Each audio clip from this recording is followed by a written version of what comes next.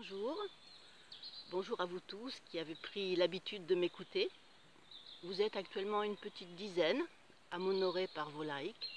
Et puis il y a aussi une autre petite dizaine qui se tient sur la réserve. Je sais par la suite effectivement qu'ils ont regardé ma courte vidéo.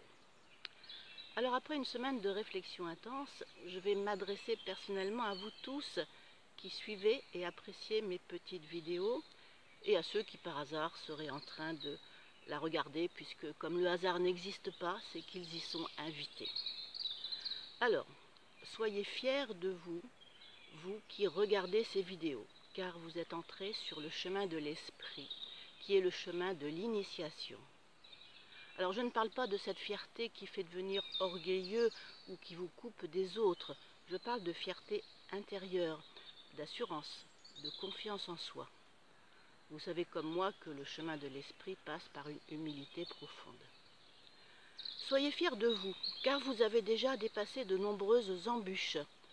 Je devine que vous avez tous eu des parcours de vie mouvementés, avec des épreuves à la limite du supportable, et que vous avez certainement, à certaines périodes de votre vie, manqué d'amour, car sinon vous ne seriez pas en train de le chercher si avidement sur le chemin de l'esprit qui est amour.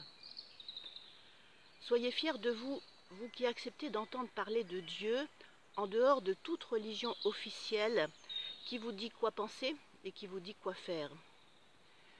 L'ego dont je vous ai parlé dans mes vidéos sur le pardon ne veut pas entendre parler de Dieu et il va tout faire pour arrêter votre élan. Sans doute, vous avez déjà remarqué que lorsque vous commencez une activité régulière de prière, de méditation, d'exercice ou de lecture spirituelle, il arrive que de petits incidents de la vie quotidienne viennent stopper votre élan. Une maladie, un deuil, un accident, une contrainte familiale ou professionnelle, cela arrive.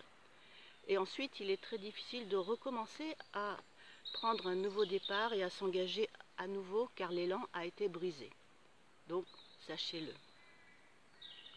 Soyez fiers de vous, car vous avez sûrement remarqué que dans votre entourage, des personnes n'étaient pas ouvertes aux dimensions invisibles ou aux dimensions spirituelles. Ne les laissez pas abaisser votre confiance en vous. Ne les laissez pas sabrer votre confiance en vous. Elles suivent leur chemin, vous suivez le vôtre. Mais comme elles sont fortes d'un appui social, d'un appui religieux traditionnel, d'un appui familial, elles feront tout pour vous détourner du chemin de l'esprit. Mais votre plus grand ennemi, c'est encore votre ego, parce qu'il va reprendre à son compte toutes les remarques des autres et il va saper votre confiance en vous. Il est très fort, sachez le reconnaître lorsqu'il avance ses arguments. L'esprit ne veut rien avoir à faire avec l'esprit. Bon, alors je parle de l'esprit créateur, de l'esprit originel, du grand esprit, comme disent les Américains, du Saint-Esprit ou du pur esprit. Alors, on peut lutter contre les remarques qui viennent de l'extérieur, éventuellement on met un petit peu de distance, ou on en tient plus ou moins compte. Mais les remarques qui viennent de l'intérieur, de votre ego, de votre vous-même, c'est beaucoup plus difficile, car il vous fait toujours vous sentir coupable.